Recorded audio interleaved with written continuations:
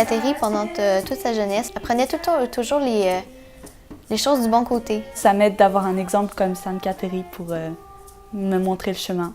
La vie qu'elle a vécue, c'est encore actuel. De choisir Dieu au détriment de sa famille est quelque chose d'assez époustouflant, d'assez spectaculaire. Elle sentait dans son cœur ce que l'Esprit Saint disait. Elle savait que c'était ça la vérité parce que ça venait pas d'elle, ça venait de Dieu. Le 21 octobre 2012, Catherine Tekakwitha, jeune mystique autochtone d'Amérique du Nord, est devenue sainte. Sainte Catherine est née en 1656 dans un village iroquois dans l'État de New York et elle est décédée en 1680 à l'âge de 24 ans à la mission catholique Saint-François-Xavier à Kanawake, près de Montréal. Catherine Tekakwitha s'est donnée à Jésus tout au long de sa vie malgré les obstacles. Elle a perdu ses parents lors d'une épidémie de variole dans son village à l'âge de 4 ans. Cette maladie a affecté sa vue et sa santé. Bien que sa mère fût catholique, Catherine a été baptisée à l'âge adulte car sa famille adoptive et son entourage n'étaient pas chrétiens. Ils ne l'ont jamais soutenue dans sa foi. Elle était même souvent ridiculisée et persécutée par les siens à cause de sa dévotion. Bien qu'elle ait vécu à une époque différente de la nôtre, Sainte Catherine Tekakwitha est un modèle pour la jeunesse d'aujourd'hui.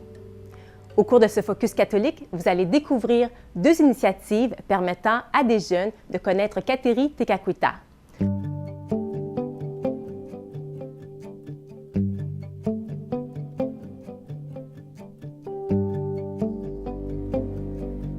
Mario Desrosiers est diacre pour le diocèse de Saint-Jean-Longueuil, au Québec. Il est aussi accompagnateur du groupe de jeunes qui participera aux Journées mondiales de la jeunesse en 2013. Il propose Sainte Catherine comme modèle. Il a organisé un pèlerinage au sanctuaire de Catherine Tekakwitha à Kanawake en novembre 2012. Le but, c'était, dans le fond, de mieux connaître Catherine puis de marcher sur les traces de Catherine. On est parti de Sainte Catherine, un lieu où Catherine elle a vraiment vécu, qui est dans la prairie, qui est tout près du lieu où nous sommes actuellement, et qui a marché dans ces secteurs-là, dans cette région-là, tout en priant, en méditant sur la vie de Catherine, sur qu'est-ce qu'elle peut nous apporter aujourd'hui. Et je pense que c'est important pour les jeunes aussi de vivre. On a marché dans la nature, Catherine qui aimait beaucoup la nature, on a marché sur le bord de la route, où il y a du trafic, il y a des choses qui peuvent nous déranger, mais de ne pas se laisser déranger par l'extérieur, mais d'être capable de s'intérioriser, d'entrer en nous, même s'il y a du bruit, des choses autour de nous, pour justement être en relation avec Dieu. J'ai beaucoup apprécié ce pèlerinage-là qui avait lieu au mois de novembre, dans un temps plutôt mort, plutôt triste même. Et même notre paysage n'était pas des plus charmants. Là, on marchait sur l'autoroute, tout ça, mais d'avoir trouvé la force de me concentrer puis de vivre ce moment de méditation, ce moment d'intériorité. J'ai vraiment beaucoup apprécié. On a beaucoup appris aussi sur la vie de Catherine, en quoi elle est un exemple. Pour moi, un pèlerinage, et ce pèlerinage-là en question, était une très belle expérience parce que faire cette action, c'est un peu ce dévouement, c'est un dévouement pour sa personne, mais également pour célébrer des personnes avant nous, des saints, comme avec Sainte Catherine, qui ont beaucoup marqué, je pense, notre histoire collective. Et célébrer un pèlerinage comme nous l'avons fait, ça permet de se remettre en question, de se recentrer sur nos valeurs. Ce qui m'interpelle chez Catherine, c'est d'abord sa persévérance, sa détermination dans la foi. Elle est allée à travers des obstacles que je ne vivrai jamais de ma vie, en tout cas je ne le souhaite pas vivre, pour aller au bout de sa foi, aller au bout de sa croyance, puis pouvoir se dédier à Dieu. La famille adoptive de Catherine ne voulait pas la nourrir le dimanche car elle refusait de travailler cette journée-là, afin de consacrer son temps à Dieu. C'est sûr que les jeunes d'aujourd'hui, dans la vie d'aujourd'hui, à travailler comme ils travaillent, parce qu'ils n'ont pas le choix, hein, ils ont des études, ils travaillent bien souvent la fin de semaine. On est dans une société très laïcisée qui fait que le dimanche, pour les commerces, c'est la même chose que les jours de semaine. Alors, c'est sûr que ce n'est pas évident pour les jeunes de se donner du temps pour rencontrer Dieu. C'est sûr qu'il faut avoir une certaine persévérance. Il faut être convaincu aussi. Catherine avait un esprit de sacrifice. Elle était capable, elle, de se donner, de faire des sacrifices pour plaire davantage à Dieu. Savoir implanter dans son horaire des périodes, que ce soit des partages de groupe, ou que ce soit vraiment la prière personnelle, ou que passer en église pour venir adorer le Saint-Sacrement, ou peu importe quelle activité, l'implanter dans un horaire est le plus difficile au début, mais après, je pense qu'on en ressort grandi, puis on peut après se reconnecter avec Dieu. Je trouve ça difficile. On a un tourbillon, on travaille, on arrive à la maison, il y a 36 millions de choses à faire. Mais j'essaie de me trouver des petits trucs, entre autres dans les périodes plus fortes au niveau liturgique. J'aime beaucoup le carême, j'aime beaucoup l'Avent. J'essaie de me consacrer plus dans ces périodes-là. Entre autres, je me suis abonnée à un podcast qui m'envoie des réflexions pendant l'Avent. Sinon, je participe une fois par mois à une messe particulière qui s'appelle la messe qui prend son temps, qui est dédiée un peu plus aux jeunes, qui est une messe où on prend le temps de méditer la parole de Dieu, de s'attarder aux mots. Alors, c'est plutôt là que je prends le temps. Dans mon cas personnel, j'aime bien participer à des groupes de partage. Des groupes de partage sur la parole, qui sont des groupes qui ne sont pas quotidiens, mais qui reviennent hebdomadairement ou aux 2 semaines. Et avoir un moment comme ça dans un horaire qui est fixe et qui passe avant toute priorité, que ce soit une soirée avec les amis ou qu'on sait qu'on ne peut pas aller travailler pendant ces moments-là, je pense que c'est très bénéfique pour la personne. Menacé de torture et de mort s'il ne quittait pas sa religion, Kateri Tekakwitha a dû quitter son village en 1677 pour aller vivre dans un village chrétien iroquois auprès de la mission catholique Saint-François-Xavier à Kanawake. Kateri parcourut alors plus de 322 km à travers les bois, les rivières et les marécages. Ce courage que cela lui a pris pour surmonter cette difficile barrière de choisir Dieu au détriment de sa famille est quelque chose d'assez époustouflant, d'assez spectaculaire et que je pense qui permet de nous rejoindre aujourd'hui puis de voir que certaines fois également, il y a des choix difficiles qui se présentent devant nous et que nous devons, à l'occasion, choisir Dieu au détriment de d'autres choses qui peuvent nous sembler aussi importantes. Avec sa détermination, avec son amour de Dieu qui l'a poussé à dépasser des limites, même corporelles, physiques, là, à marcher dans les bois. Oui, ça m'inspire. Ça m'inspire aussi parce que, justement, elle inspire les jeunes, parce qu'elle était elle-même jeune, à dire « ça vaut la peine de se donner, ça vaut la peine de faire tout ce qu'on peut pour essayer d'aller chercher cet amour de Dieu dans nos vies, de l'expérimenter le plus de façon possible. » Kateri est un beau modèle d'intériorité et d'écoute de Dieu. Évidemment, dans son époque, elle n'avait pas la technologie des jeunes d'aujourd'hui, mais elle savait aller dans la nature, marcher dans la forêt ou près d'un sentier, d'un ruisseau, et d'écouter le ruisseau, d'écouter la nature telle qu'elle se présentait devant elle, et d'entrer à l'intérieur d'elle-même par la prière, par la méditation à Dieu. Aujourd'hui, les jeunes, hein, c'est bien triste. Tous les jeunes ne sont pas comme ça, puis les jeunes ont des très belles valeurs aujourd'hui de justice, de partage, de fraternité. Bon. Par contre, ils ont beaucoup de difficultés à entrer en eux-mêmes parce que toute la technologie est faite qu'il y a du bruit partout. Ils sont toujours en communication. C'est un siècle de communication qu'on est, mais on ne communique pas avec soi-même. On communique avec les autres, mais on n'est pas branché sur soi-même pour écouter sa voix intérieure. Dans mon cas personnel, je suis un petit peu, disons, un extraterrestre dans mon genre. Je n'ai pas de téléphone cellulaire. Le fait de ne pas avoir de cellulaire, au-delà d'une multitude de facteurs, est d'une certaine façon une voie pour pouvoir prendre ce temps avec Dieu. Dieu vient nous rejoindre dans notre voie intérieure. En 1679, Kateri Tekakwitha fit le vœu de virginité perpétuelle.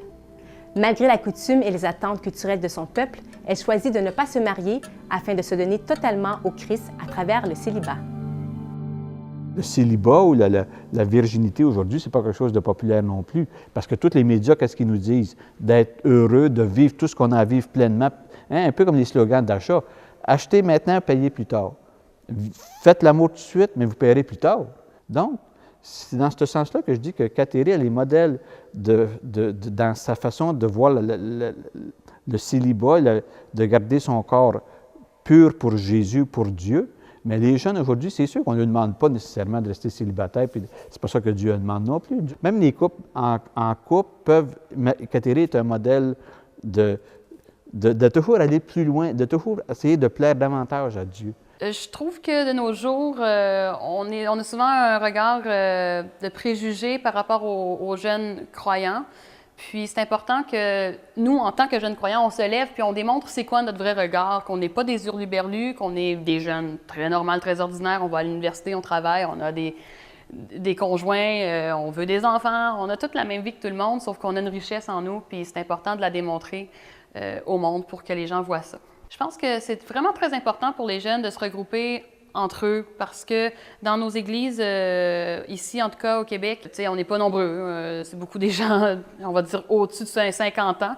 Donc, souvent, on ne s'identifie pas et on se sent seul. Moi, j'ai pu vraiment m'épanouir dans la foi en étant avec d'autres jeunes, que ce soit pour les Journées mondiales de la jeunesse ou en faisant de la pastoral jeunesse, en faisant de l'animation envers les plus jeunes ou encore la messe qui prend son temps. Je trouve ça capital. Je suis très convaincu que Kateri, elle est un beau modèle pour les jeunes et pour les moins jeunes. Et Kateri, elle a vécu dans une époque, comme je disais au début, très différente, mais elle est très proche de nous. À partir de ces modèles-là, qui sont des modèles près de nous, je pense que ça peut aider les jeunes à se donner des outils, du courage, de l'espérance, de dire, bien, selon son époque, chacun en a vu ça de notre façon, mais ça nous amène toujours vers Jésus-Christ, vers Dieu, ce qui est le principal. Au cours de sa vie, Kateri Tekakwitha s'est fait proche des personnes âgées et des malades. Elle désirait aussi créer un couvent pour ses sœurs autochtones à Kanawake. Mais à cause de sa santé qui était très fragile, on lui déconseilla fortement d'entreprendre ce projet. Cependant, 400 ans plus tard, un projet inspiré de Sainte Kateri voit le jour. La Maison Kateri, une résidence pour jeunes filles du secondaire à Québec, a ouvert ses portes en août 2012, même année que la canonisation de Kateri Tekakwitha. Ici, je peux grandir dans ma foi, puis être avec des filles qui croient en Dieu comme moi. Puis ben, ça aide dans le cheminement. J'avais vraiment envie de vivre avec des filles, puis d'apprendre à les connaître, puis de vivre dans la foi. Puis ça me fait vraiment du bien d'être avec du monde qui croit aussi en Dieu. Ça m'aide à progresser. C'est un bon défi, parce que c'est la première année que le projet y est commencé. Mais c'est un beau défi, parce que je me suis vraiment sentie appelée cette année à être ici, à faire cet emploi, que je vois plus comme une mission que comme un emploi.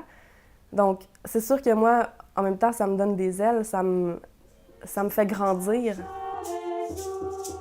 La mission de la résidence, c'est vraiment accompagner les jeunes dans leur foi, les aider à grandir, à articuler leur foi, mais à être joyeuse aussi dans la foi, être contente de croire et d'unir ensemble des jeunes filles. C'est une façon qui fait qu'on se rapproche de Dieu. J'ai pu constater depuis le début de la Maison Kateri que c'était vraiment un beau projet, que ça portait vraiment des fruits avec les 5 filles qui habitent là. Et puis, à voir comment elles vivent ensemble, à voir comment elles cheminent ensemble, et à voir comment aussi leur responsable de groupe, leur responsable de maison qui est vraiment génial, Colombe, a fait un travail magnifique, comment elle est un exemple pour les filles et comment elle les mène à désirer faire ce qui est bien, ce qui est juste, puis être avec Dieu dans la prière. Mon rôle, avant tout, c'est d'être une présence, aussi de préparer les horaires, de faire la planification d'activités, de mettre un certain encadrement de vie aussi. Pendant les temps de prière, un peu guider ces temps-là. Puis de répondre aussi aux questions ponctuelles des filles à propos de leur foi, mais à propos aussi de leur vie en général, parce que les filles à l'adolescence, ça se pose beaucoup de questions sur la vie. On a une activité à chaque soir, c'est différent. Le mardi soir, c'est un temps de partage de la parole. Donc j'ai beaucoup insisté sur ça pendant cette année parce que je trouve que c'est tellement essentiel, c'est la base d'une relation avec Dieu, de se mettre à l'écoute de la parole, puis voir comment Dieu concrètement peut parler à notre vie, à la vie de chacune des filles, à ma vie, à moi aussi. Puis ça nous aide tellement à grandir, puis à avoir cette relation qui nous permet d'être à l'écoute aussi de la volonté de Dieu. On prend le temps aussi de lire un passage d'un livre sur Kateri, sur Sainte Kateri. Donc de semaine en semaine, on continue. Puis au cours des semaines, on approfondit sa vie, on a un temps d'échange, des questionnements, ce qui nous frappe. Puis c'est ça, pendant la semaine, on termine toujours nos soirées avec une collation, un temps de prière à la chapelle. J'aime vraiment ça, l'expérience, puis Ben, ce qu'on fait ici, là, parce que ben, c'est vraiment, ben, je pourrais dire, enrichissant, là, parce que on a plusieurs activités qui approfondissent notre foi ou qui nous fait apprendre d'autres choses. Là. Puis c'est ça, j'aime vraiment ça ici. Afin que nous soyons rassasiés. Ce qui m'aide à vivre ma foi vraiment, c'est de vivre en communauté puis d'avoir des activités spéciales faites pour ça, pour des rencontres, des partages de la parole. Puis on a une prière le matin et le soir, donc je peux prier puis être près de Dieu. Alors que chez moi à la maison, on était moins proche de Dieu dans la vie de tous les jours. Je trouve que c'est plus facile de vivre avec des filles qui ont la même foi que moi parce que j'ai l'impression qu'ils me comprennent. À cet âge-là, on n'a pas juste besoin d'une mère ou d'une autorité. Il faut que l'amitié, la fraternité puissent aider à faire avancer. Puis je pense que c'est vraiment ça aussi, la fraternité qu'elles ont entre elles, qui leur permet de développer leur foi, puis d'être fortes là-dedans aussi, parce qu'elles se sentent plus seules, puis elles savent qu'elles ont du soutien. Sainte Cathérie et les saints de tous les temps. Cathérie aussi, ça l'a énormément aidée. Tu sais, elle était forte, elle se laissait enseigner par l'Esprit Saint, mais ça a changé énormément sa vie de foi et son cheminement spirituel, de pouvoir aller dans un village où il y avait d'autres croyants, de pouvoir habiter avec un peuple de Dieu, d'avoir une vie de foi avec la messe, puis des prêtres, d'autres personnes de son peuple qui avaient la foi. Ça l'a énormément fait avancer. Puis je pense que cet exemple-là, il ne faut pas avoir l'orgueil de dire « moi, je suis capable seul ». C'est pas ça la vie d'un chrétien. C'est en communauté que ça se vit, la foi catholique. Ce qui ne veut pas dire qu'on ne peut pas continuer à la vivre seul dans certaines situations. Mais il ne faut pas négliger les autres. C'est précieux d'avoir d'autres gens avec nous pour partager la foi. L'idée est venue il y a à peu près 5 ans. Au tout début du petit séminaire diocésain, on avait réuni des parents pour voir avec eux comment pourrait être un petit séminaire diocésain pour les garçons. Alors, plusieurs parents s'étaient réunis et lors de la première rencontre, il y a une dame qui a interpellé Monseigneur et qui lui a dit « Monseigneur, je trouve que votre projet est super, mais vous allez faire quoi pour les filles? » Oups! Alors, à partir de ce moment-là, vous allez faire quoi pour les filles?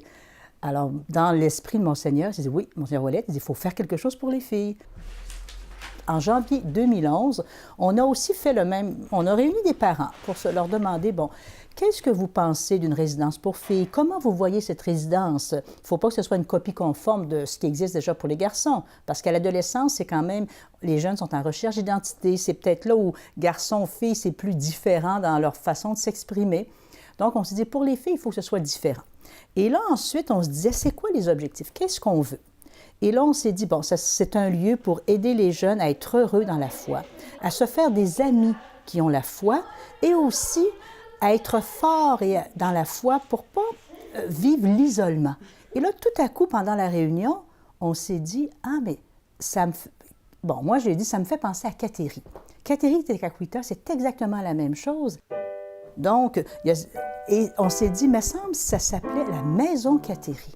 Parce que Cathérie, dans le fond, même si c'est à plus de 300 ans de différence, il y a vraiment une proximité dans ce qu'elle a vécu et ce que les jeunes d'aujourd'hui vivent. Ce qui me touche le plus dans la vie de Cathérie, c'est vraiment que l'Esprit Saint a parlé dans son cœur profondément, alors qu'elle avait seulement une toute petite base qu'elle se rappelait avant que sa mère meure, ce qu'elle lui avait enseigné. Donc, elle est décédée, c'est une toute petite enfant, elle avait 4 ans. Donc, mais elle se rappelait, de ce qu'elle se rappelait, c'était surtout l'amour de Jésus. Cathérie Tekakwitha, elle avait perdu la vue aussi à cause de la maladie qu'elle avait. Puis, c'est pour ça aussi qu'elle s'appelle Cathérie. En fait, Tekakwitha, c'est elle marchait à tâtons. Elle voyait pas grand-chose quand elle marchait. Donc, elle faisait confiance aussi là-dedans. Elle devait continuer à avancer. Puis, je me dis, cette année, aussi, la mission que j'ai en tant qu'éducatrice ici, que responsable, j'ai une mission dans un projet qui vient de commencer. Je ne sais pas où je m'en vais nécessairement. Dieu le sait plus que moi. Dieu me précède, c'est sûr. Mais c'est de faire confiance aussi là-dedans que même si je marche à tâtons, il y a des essais-erreurs, mais je me dis qu'Atterri, elle continuait d'avancer. Puis le regard ou le cœur toujours tourné vers Jésus-Christ. Puis moi, c'est ce que je désire aussi vivre cette année. La maison Catherine, là, ça se disperse dans le monde entier, tu vois, pour qu'on connaisse aussi Catherine, là, comme d'autres saintes, Mère Teresa et d'autres, là. On veut plusieurs maisons Catherine dans différents lieux du diocèse. Alors, on souhaiterait d'avoir peut-être une maison dans la région de la Beauce, de Charlevoix, Portneuf, l'Amiante. Où est-ce qu'on pourra trouver des partenaires majeurs pour l'hébergement? Alors ça, c'est sûr que notre rêve, c'est vraiment d'avoir plusieurs maisons Catherine. Et là, les jeunes iront dans les écoles les plus près de la résidence. J'aimerais ça rester ici tout mon secondaire, là. Ce serait vraiment une belle expérience, là. Puis, ouais, je crois que en restant ici, je vais grandir. Puis, ma foi elle va évoluer. J'ai pas vraiment envie d'être ceux qui ont peur de dire en quoi ils croient parce que c'est vraiment important pour moi, Dieu. Moi, là, je vois dans ma tête que toutes les choses sont possibles si on veut, tu vois. Comme elle voulait prier, donc même si c'était impossible, mais c'était possible parce qu'elle voulait vraiment à son cœur, là. Éduquer une fille, c'est construire une nation. Si on paraphrase et on le met au niveau de l'Église, éduquer des filles dans la foi, c'est construire l'Église. C'est donner à l'Église des bases solides. C'est les mères de famille qui transmettent la foi pour le... Bon, c'est sûr que quand le père est là aussi, c'est important, mais je pense qu'il faut être réaliste. La foi est beaucoup transmise par les femmes. Alors, je ne dis pas que c'est exclusif aux femmes, mais si on aide les jeunes filles à grandir dans leur foi, bien, je me dis c'est aussi aider à avoir des prêtres. Parce que les futurs prêtres et les prêtres actuels, bien souvent le disent, c'est leur mère qui les a influencés, influencés dans le bon sens, qui les a aussi permis de grandir dans leur foi, qui leur a parlé de Jésus. Alors pour moi, l'avenir de l'Église est dans l'éducation de la foi des filles. Fais maintenant genre quelques coups de tambour, mettons 3 coups, puis on va commencer. OK.